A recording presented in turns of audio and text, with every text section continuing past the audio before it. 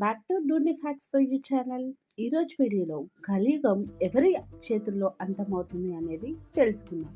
హిందూ గ్రంథాల ప్రకారం భూమి అంతరించేది కలియుగంలో అని తెలుస్తుంది. అలాగే కలియుగాంతం సమయంలో మనుషుల ప్రవర్తన, మనుషుల ఆలోచనలు, మనుషుల పనితీరు చాలా అసహ్యంగా ఉంటుంది అని, చెడు కార్యాలకే ఎక్కువ మొగ్గు చూపుతారని మన పురాణాలు చెబుతున్నాయి. అయితే దీనికి సంబంధించి ఎలాంటి శాస్త్రీయ కారణాలు అయితే కనిపించడం లేదు, కానీ కొన్ని పురాణాల ప్రకారం చెప్పిన వాస్తవాలు అనేవి నేను ఈరోజు వీడియోలో మీతో షేర్ చేయబోతున్నాను. 4 యుగాలు ఉన్నాయి మన పురాణాల ప్రకారం: సత్యయుగం, త్రేతాయుగం, ద్వాపరయుగం, కలియుగం. భగవద్గీత ప్రకారం సత్యయుగంలో మనుషులు ఎలాంటి తప్పు చేయకుండా నీతి నిజాయితీతో ఉంటారు. త్రేతాయుగంలో కొంతకాలంలో డబ్బు సంపాదించాలనే కాంక్ష మనుషుల్లో ఎక్కువ అవుతూ ఉంటుంది.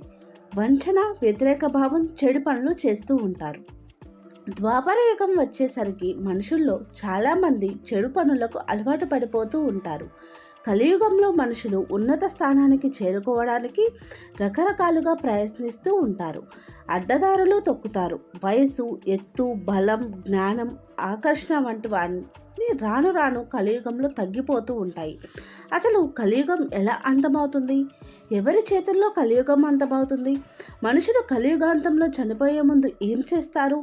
ఏం గుర్తిస్తారు? కలియుగాంతం తర్వాత మరో ప్రపంచం ఉద్భవిస్తుందా?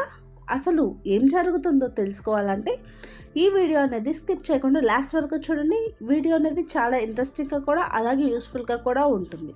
మొదటిసారి మన ఛానల్ కనుక చూస్తున్నట్లయితే లైక్ చేయండి, షేర్ చేయండి, సబ్స్క్రైబ్ చేసి పక్కనే ఉన్న బెల్ ఐకాన్ అనేది కూడా యాక్టివేట్ చేసుకోగలరు.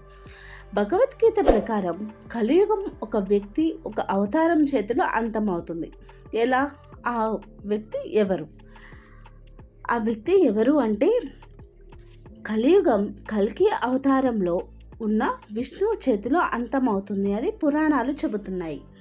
కలియుగాంతానికి ముందు మనుషులు కేవలం చేపలు మాత్రమే తినేవారట.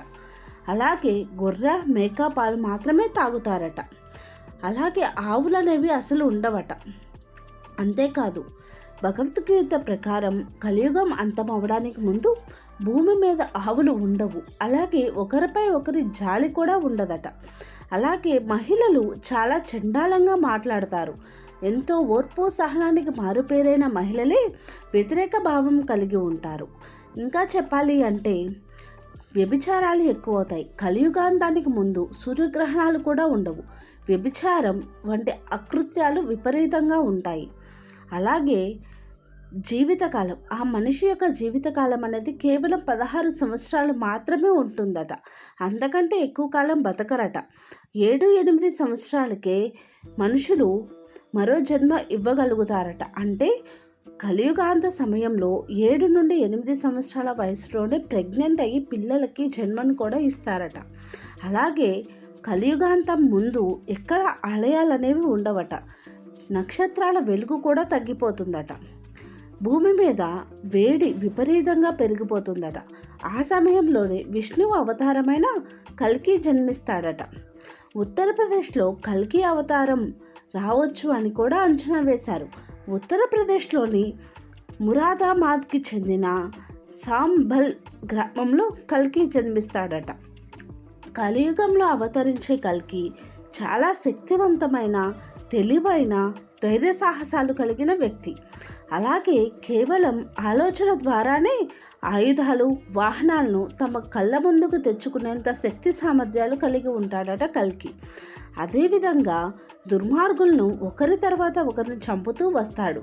అలా అందరినీ చంపిన తర్వాత మరలా సత్యయుగం ప్రారంభం అవుతుంది అని చెబుతున్నారు. అలాగే తన తల్లిదండ్రులకు కల్కి 5వ బిడ్డగా జన్మిస్తాడని, తన తండ్రి పేరు విష్ణు యాష, అలాగే తల్లి పేరు సుమతి అయ్యే అవకాశాలు కూడా ఉన్నాయట.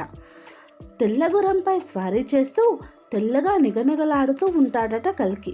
తనకు కోపం వచ్చినప్పుడు మాత్రం చర్మం యొక్క రంగు అనేది డార్క్గా మారిపోతూ ఉంటుందట. అలాగే కల్కి అవతారం ఎలాంటి లోపాలు లేని స్వచ్ఛమైనది.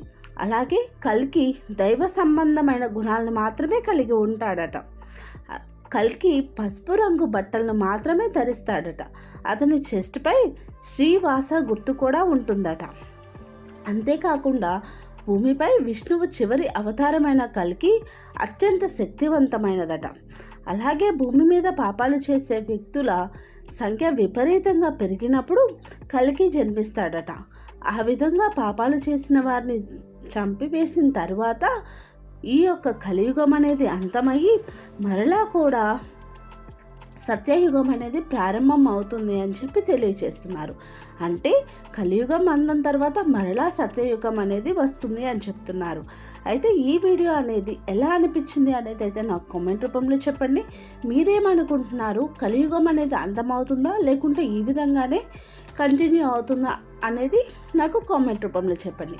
అలాగే ఈ వీడియో నచ్చితే లైక్ చేయండి, షేర్ చేయండి, సబ్స్క్రైబ్ చేసి పక్కనే ఉన్న బెల్ ఐకాన్ అనేది కూడా యాక్టివేట్ చేసుకోగలరు. Thank you for watching don't facts for you channel. Bye bye.